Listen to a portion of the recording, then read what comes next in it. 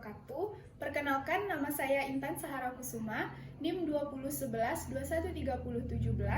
dari Fakultas Kesehatan Masyarakat Universitas Andalas. Baiklah, pada kesempatan kali ini saya akan mensosialisasikan kepada ayah saya tentang gangguan atau penyakit pada sistem saraf manusia, yaitu Parkinson. Sebelumnya, yang terhormat kepada Ibu Suci Maisarah Nasution, SST MKM, selaku dosen pengampu mata kuliah Biomedik 2. Nah, Pak, pada kali ini Intan akan memberikan gambaran tentang penyakit Parkinson.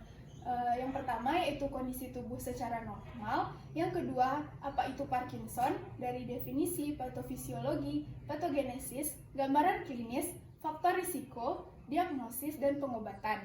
Yang ketiga yaitu pencegahan Parkinson. Dan yang keempat, tindak lanjut dan saran sebagai ahli kesehatan masyarakat. Yang pertama, kondisi tubuh secara normal.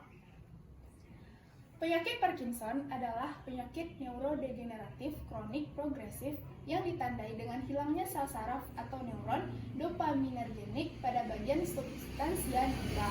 Dalam kondisi normal atau fisiologik, pelepasan dopamin dari ujung saraf nigrostriatum akan merangsang reseptor D1 atau eksitatorik dan reseptor D2 atau inhibitorik yang berbeda yang berada di dendrit output neuron striatum.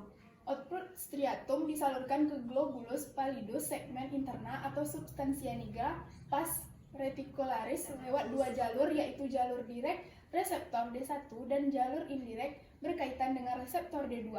Maka bila masukan direct dan indirect seimbang, maka tidak ada kelainan gerakan. Nah, yang kedua yaitu tentang penyakit Parkinson. Definisi Parkinson itu yaitu adalah penyakit yang mengganggu pergerakan dan merupakan penyakit degeneratif sistem saraf pusat yang paling umum setelah Alzheimer. Parkinson pertama dijelaskan oleh James Parkinson pada 1817. Nah, tanda-tanda dari Parkinson itu adalah melambatnya gerak anggota tubuh, kekakuan dan tremor, dan gejala mental. Selanjutnya yaitu patofisiologi Parkinson. Nah, dari gambar ini, dari skema teori ketidakseimbangan jalur dan langsung dan tidak langsung.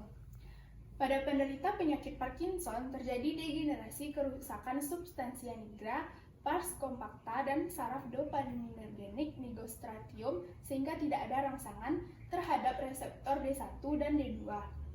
Gejala penyakit Parkinson belum muncul sampai lebih dari 50% sel saraf dopaminergic rusak dan dopamin berkurang 80%. Penyakit Parkinson ditandai dengan hilangnya neuron dopaminergenik pada substansia nigra disertai neuron serotonergenik dan noradrenergic. Nah, selanjutnya yaitu patogenesis Parkinson. Dapat dilihat pada gambar mitokondria dan lipid, protein, dan DNA mengalami kerusakan oksidatif. Dapat dilihat pada gambar. Nah, selanjutnya itu gejala atau gambaran klinis dari Parkinson yang bersifat motorik. Yang pertama itu tremor, yang kedua itu rigiditas, yang ketiga itu bradykinesia, yang selanjutnya yaitu hilangnya refleks postural, dan wajah Parkinson, mikrografia, sikap Parkinson, bicara Parkinson, disfungsi otonom, gerakan bola mata, dan refleks glabella. Nah, dari gambaran klinis yang bersifat non-motorik, para pasien Parkinson ini akan menderita gangguan tidur, terus depresi, lalu disfungsi gastrointestinal atau sembelit, dan disfungsi kandung kemih. Selanjutnya yaitu faktor risiko Parkinson. Parkinson dapat disebabkan oleh yang pertama yaitu faktor genetik. Di sini pasien Parkinson banyak diderita oleh oleh yang memiliki umur di atas 50 tahun, orang dengan umur di atas 50 tahun. Terus ada dari faktor lingkungan. Faktor lingkungan seperti paparan racun, pestisida, herbisida, dan lain-lain itu bisa menyebabkan penyakit Parkinson atau meningkatkan penyakit Parkinson.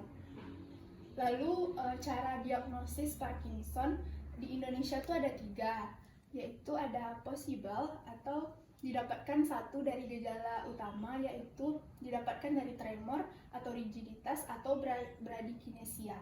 Lalu ada probable yaitu didapatkan 2 dari gejala-gejala utama.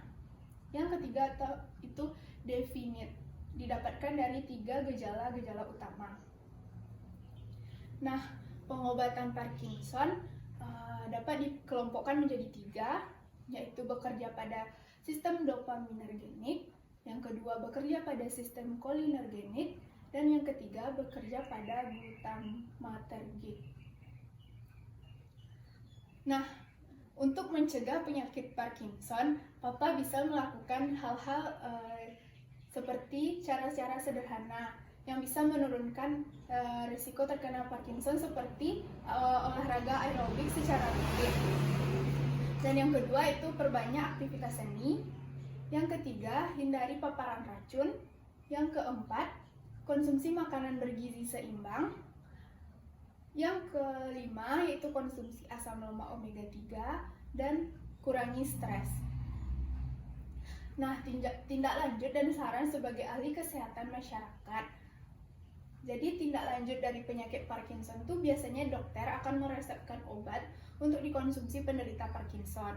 Selain menjalani pengobatan dengan konsumsi obat-obatan atau menjalani prosedur pembedahan, penderita Parkinson juga direkomendasikan mengikuti sejumlah terapi yang menunjang pergerakan fisik. Nah, sebagai ahli kesehatan masyarakat, kita dapat memberikan upaya promotif dan preventif seperti melakukan penyuluhan atau sosialisasi seperti pada saat sekarang ini, yaitu tentang penyakit Parkinson dan bagaimana cara pencegahannya, bagaimana apa itu Parkinson, bagaimana cara pencegahannya. Lalu yang mana seharusnya masyarakat itu selalu menerapkan kebiasaan hidup sehat agar tidak adanya kasus penyakit Parkinson. Seperti dengan melakukan aktivitas seni, olahraga, aktivitas fisik, lalu hindari paparan racun, selalu mengonsumsi makanan yang bergizi seimbang, dan mengurangi stres. Dengan melakukan hal-hal tersebut, maka dapat meminimalisir terkena penyakit Parkinson. Jadi, sebagai ahli kesehatan masyarakat, kita dapat memberikan upaya promotif dan preventif kepada masyarakat agar terhindar dari bahaya penyakit Parkinson. Nah, Pak, sekian penjelasan dari Intan tentang penyakit Parkinson. Semoga dapat bermanfaat bagi Papa. Sekian penyampaian sosialisasi dari saya.